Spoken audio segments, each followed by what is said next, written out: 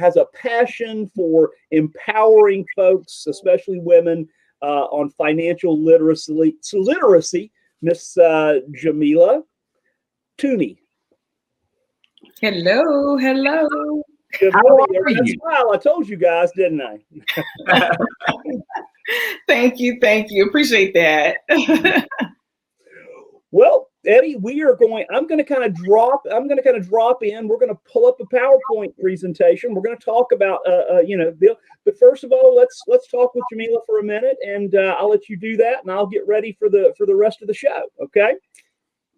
Well, we get to know students when they come see us at events, but when they do the membership with us and they do stuff on a longer term basis, we really get to know them, right? Mm-hmm.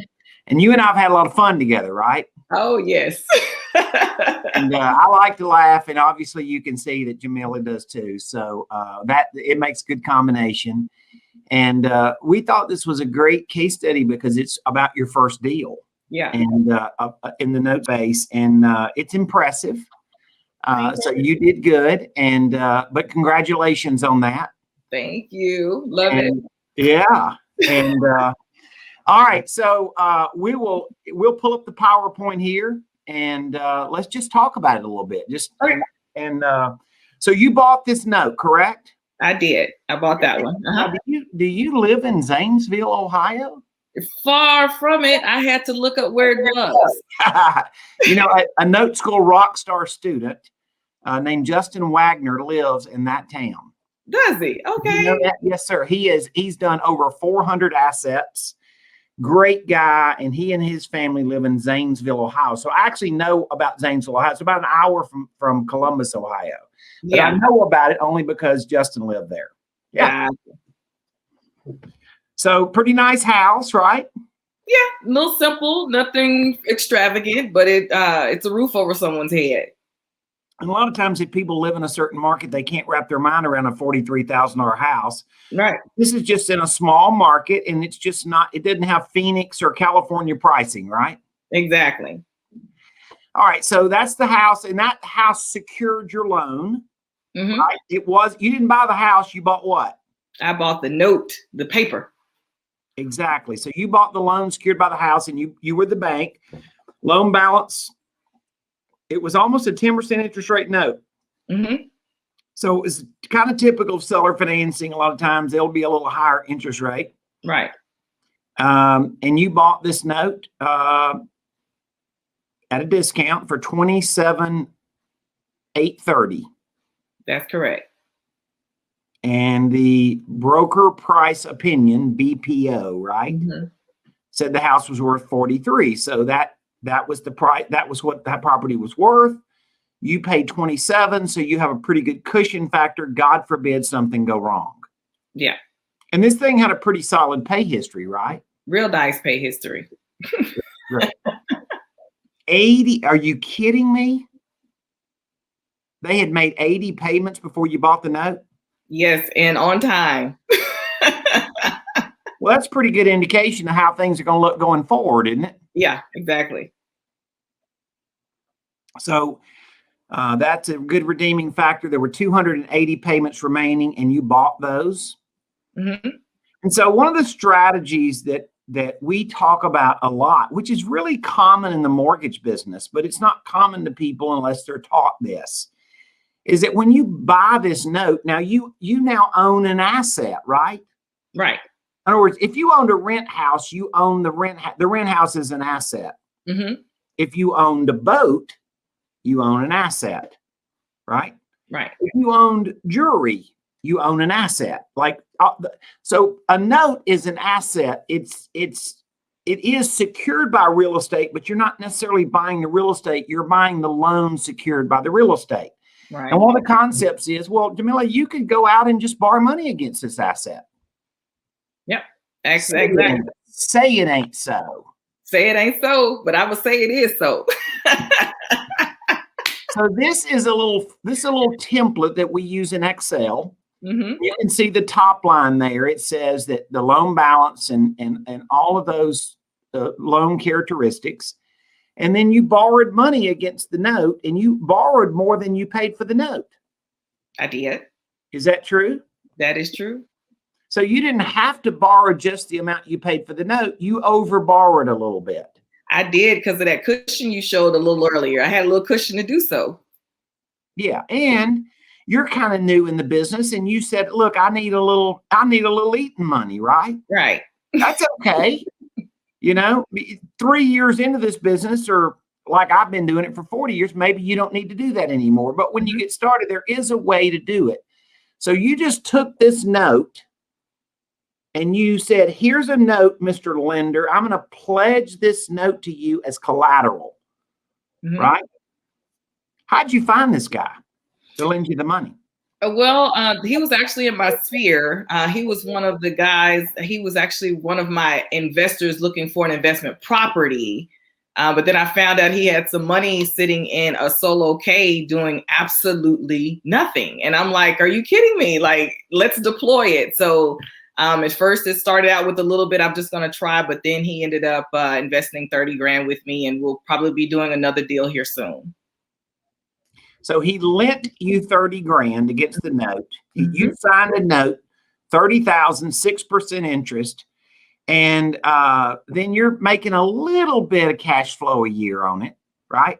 Yeah, it's a little bit. Most of my money's going to be on the tail end on this deal. So your loan with him will pay out quicker than the whole loan will pay out. Exactly. How long does it take for you to pay him off? I've got 176 months with him. So, and then I get the rest of those 117 payments, I think it is afterwards, or 114, I think. 100, you'll own it free and clear. You made some money up front. You're giving him most of cash flow. You're keeping a little bit, kind of a cushion factor. Then he's going to get paid out, and you're going to have, just call it 100 months left. Right. And so that's residual income, right? Beautiful. Yes. Now you own your own bank. Right. Because here's what's happening. What happened is you own your own bank, and you did what the bank did. You found an asset that has a higher return. And then you took somebody else's money at a lower return, and you're making profit every month, because my bank will take your money and basically almost pay you nothing for it. And then I go and want to borrow something from the bank, and they want to charge me interest. Right. In other words, didn't they kind of just loan me your money? They do it every day, Eddie, every single probably second going on. That's great. But I want to talk about this guy that lent you the money. Okay. Right?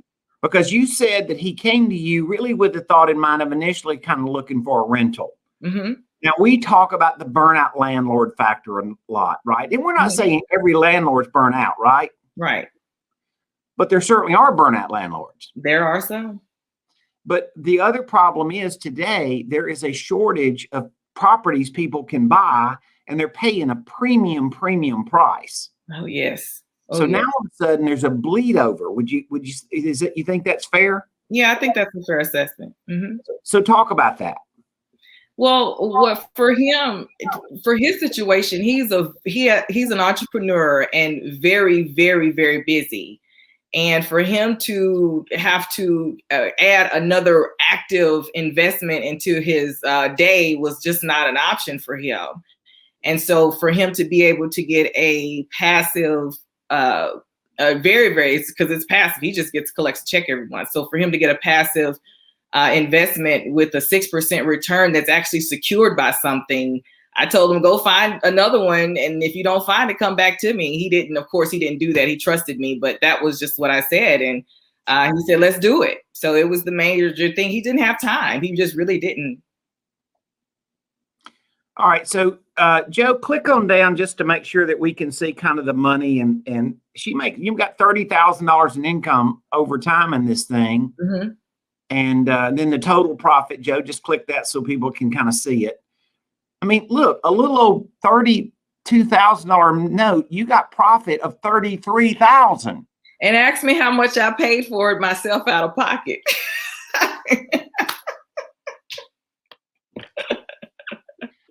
You sure that you don't want to sell this note back to me? Oh, yes, I love it. That's why I love notes. Yeah. Mm-hmm. You know, you're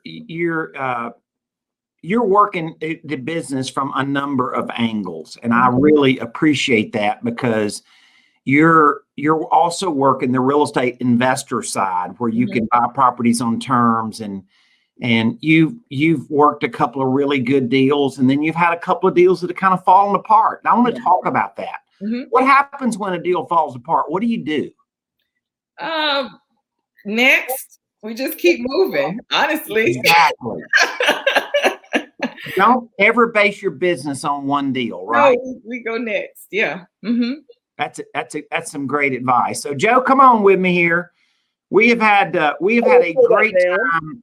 Yeah, we've had a great time. We call this every week in our thing, the deal lab, right? So we've had some fun time cutting up and talking about different deals. And so, by the way, you know, I don't even remember when you bought this asset, right? I mean, I'm sure you asked us maybe some stuff about it, but I remember you're talking about this guy, right? And you had some other business relations with him. We won't get off into all of that, but you kind of knew him. And he definitely was it's the landlord factor. And when you really snapped in and started understanding the landlord factor, that made a difference, right?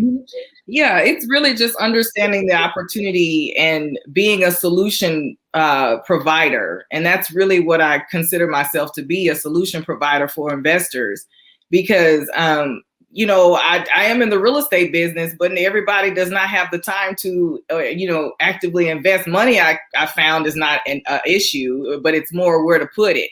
And so that's kind of where it happened with him. It just wasn't real estate investing, physical active was not a solution for him. And so I'm glad I added this to my repertoire, because now I had that to offer as an alternative for my investors. And you know, Jamila, you said something here. We were doing a huddle call or whatever here a couple months ago, and you said, and somebody said, "Well, Jamila, how did you find this investor?" Right? And I love what you said. You said, "You know what? I just sat down here months ago, and I just wrote down all of my, you know, people that I know." And he said, "You said I just got on the phone and I had a conversation with them. Hey, how you doing? I hadn't seen you in a year. You know, what's been going on?"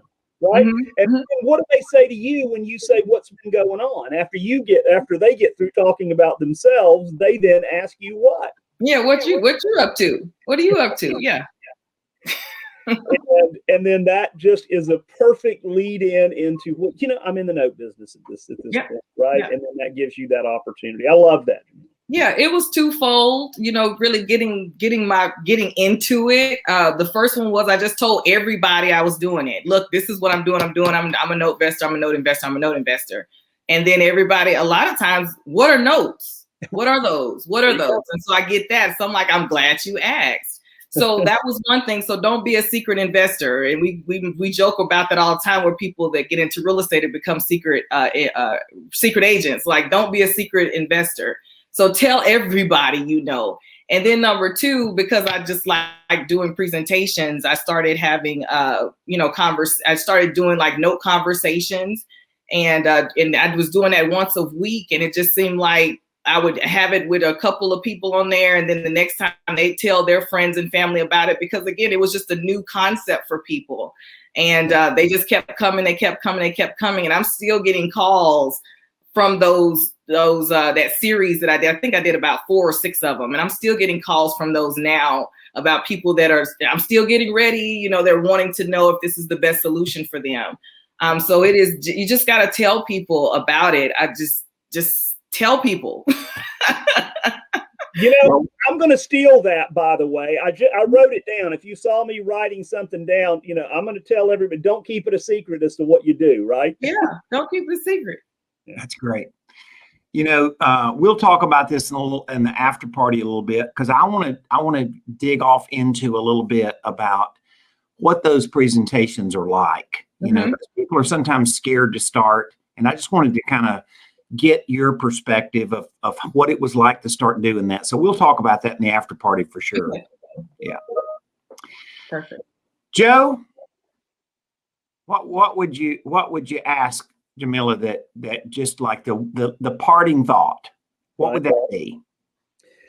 So, you know, you said something a minute ago to Eddie when we were looking at your case study there. You said, and Eddie asked me how much money I have invested in that deal, right? And I think we all know now that you had zero money invested in that. Yeah.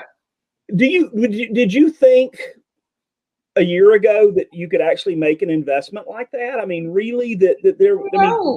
No. I mean, for me to invest zero of my dollars, and even though I'm getting it later, but it's an asset that I'm going to have $30,000. I mean, not 3,000, not 300, but $30,000 off of zero of my money. Amazing. Like, that's just, no, I'm amazed. I love it.